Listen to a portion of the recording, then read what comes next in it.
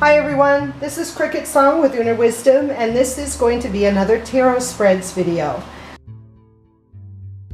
The spread we're doing today is called the Magic Wand.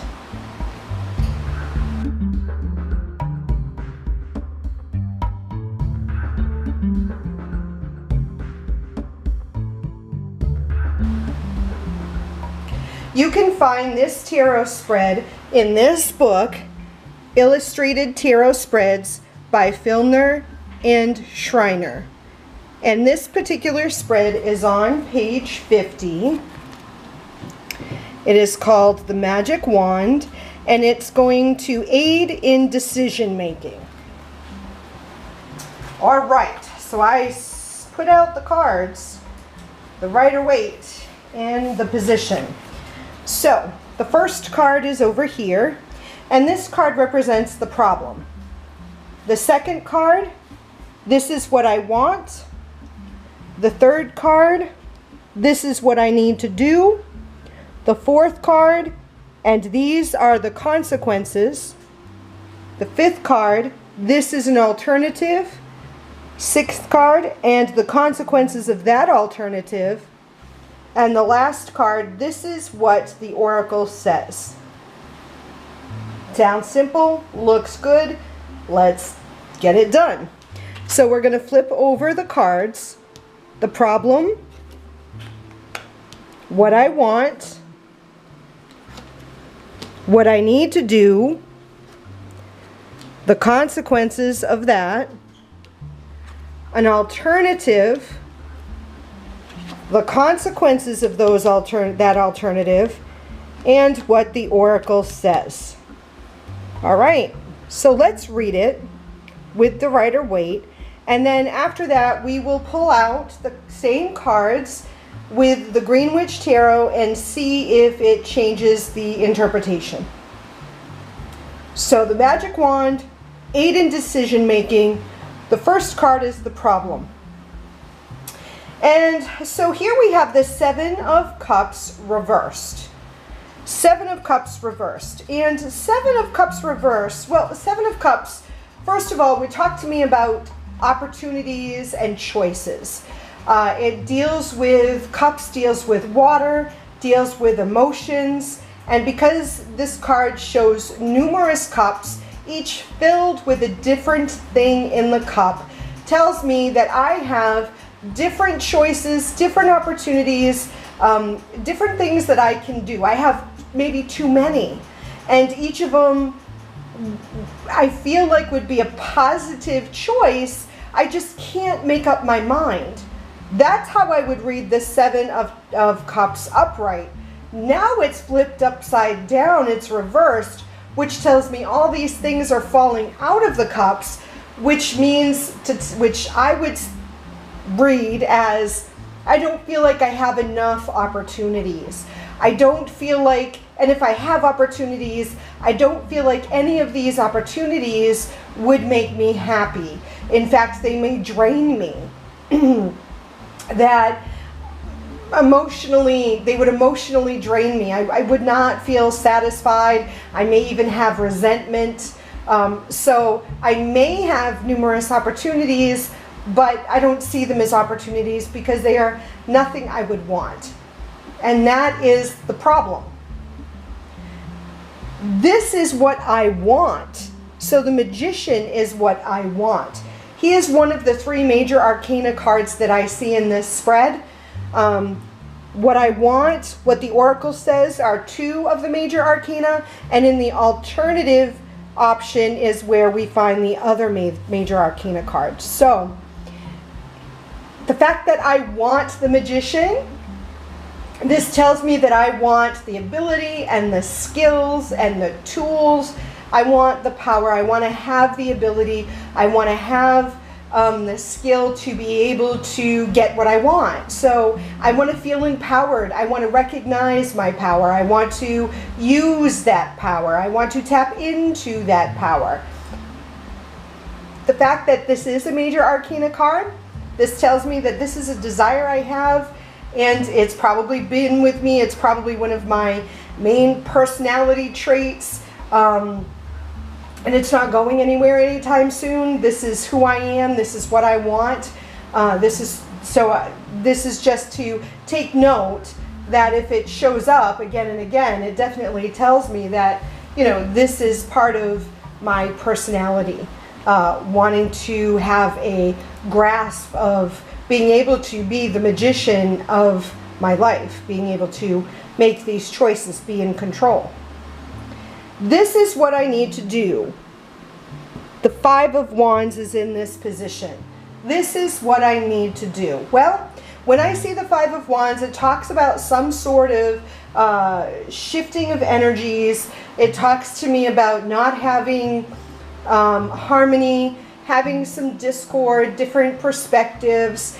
And when it tells me this is what I need to do, it's sort of sorting through my options, maybe sorting through my feelings, sorting through what is being presented to me and trying to see each perspective, really giving a good examination and then coming up with a solution. So this would suggest putting energy into a solution and sorting out, doing something, not just standing here bemoaning the fact that I don't have any opportunities, that I feel like I'm, you know, stuck. Instead of bemoaning that, I want to be the magician, then embrace that power, embrace my skill, embrace my ability, and start sorting through whatever it is, looking for the opportunity that is there. The consequences of that is the Nine of Swords, which tells me it's reversed.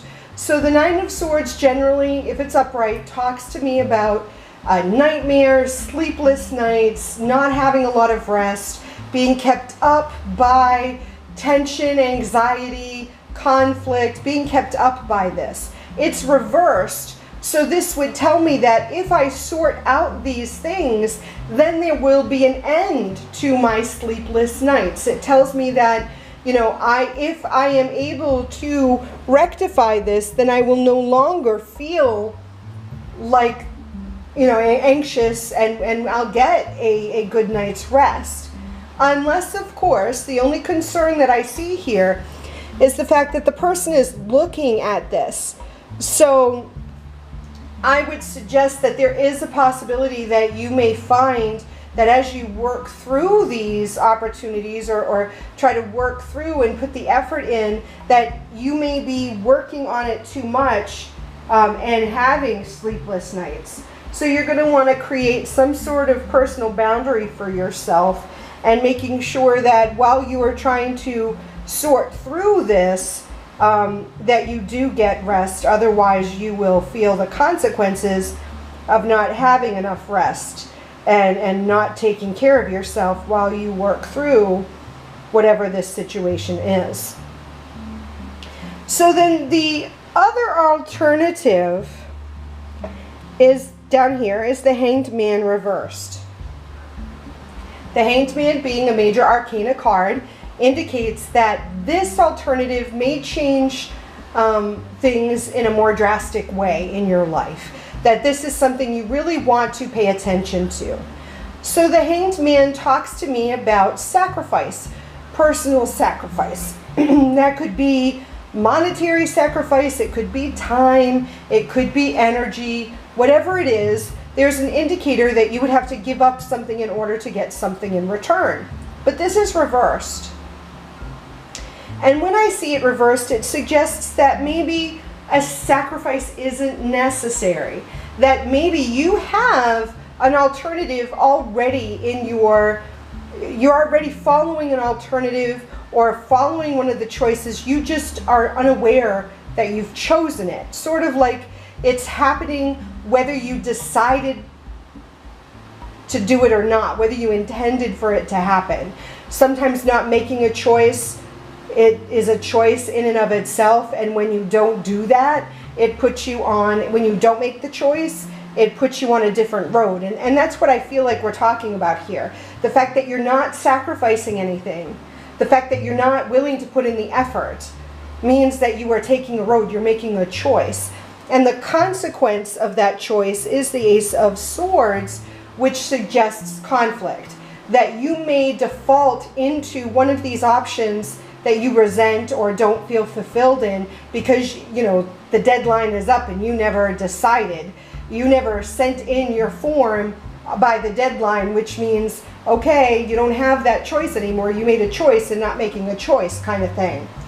And when I see the Ace of Swords, this tells me that it's not something you really wanted to do, and now there's more conflict and tension and resentment and anxiety. That's how I would read that. So what does the Oracle say? That's where we see the Hermit. And the Hermit talks to me about sort of being solitary, going through, sort of seeking on your own, illuminating the path or illuminating the darkness on your own, doing it without support, without help, and, you know, finding your way. It's a little more difficult because you are on your own, but it doesn't mean that you can't do it on your own. But interesting enough, the Hermit is upright, which I would read it in this way. It's what the Oracle says, but look at the position that the Hermit is looking at. The Hermit is looking at the Magician. So I feel like this whole process is necessary. Working through this darkness, working through this resentment or this turmoil or this stress is important, and it's going to return you to the beginning again. This is almost like, because you did not make a choice, you went through this, life is going to bring you right back to the beginning. It's a loop that needs to be repeated. So I feel like you'll find yourself back in the same similar position in the future, because this is like a lesson you need to learn. It's an experience you need to have in order to illuminate something greater for yourself. It's possible that you would need to do this in order to recognize your own power in the Magician. That it's the Hermit that's going to help you illuminate the Magician. That's sort of how I would read this. So let's use the Greenwich Tarot and see if it would change any of the meanings. So there's the Seven of Chalices. The Magician then becomes the Witch. And the Five of Wands. The Nine of Athames. The Hanged Man. The Ace of Athames. And the Hermit. So the only cards that really change any of it, well, the first one I would say, the Seven of Chalices here. The only thing that I add to that is, yes, you have a lot of opportunities in front of you. They're still upside down, meaning they're still unfulfilled. The only added addition here is listening to your spirit guides, listening to your spirit allies, listening to your higher self. That's the only thing that gets added for me when I am looking at this particular card. It adds the element of spiritual energies or fae or spiritual entities. The Magician, the Witch, same meaning here for me. What do you need to do? Same. The consequences, the Nine of Athames. The only thing that changes for me when looking at this particular card is that here I add, there's a feeling of being in darkness. Not only are we talking about not getting enough sleep, but really feeling as if we're afraid and we're shying away from the light of that window. We see the light, we know there's a light, we know there's a conclusion, but we're afraid. So there's more of an element of fear here in this particular card in this deck. I would still read this the same way. Oh, this was upright. I would read this the same way. The Hermit becomes the Holly King in this particular deck, and the only thing that this adds to me adds to my interpretation is that, yes, you would still need to go back to the beginning. It's still sort of seeking out something on your own. But I would also suggest that there is definitely wisdom, and sometimes this gives me an indication of time, meaning that when the winter season comes, if we're not actually looking at a calendar and looking at time in that way, then I would say when you feel that the energy is completely depleted, when you've hit rock bottom and you need to climb yourself out of it, that's when you light the lantern and seek a way back to the beginning, back to where you started from. That would be the only thing that would be added to this with this particular card. So that's how I would read this, the wand spread here in the book. If you decide to do this spread, please share your outcome. If you do a video, please share the link. I'd love to see it. And until next time, I love you. Blessed be.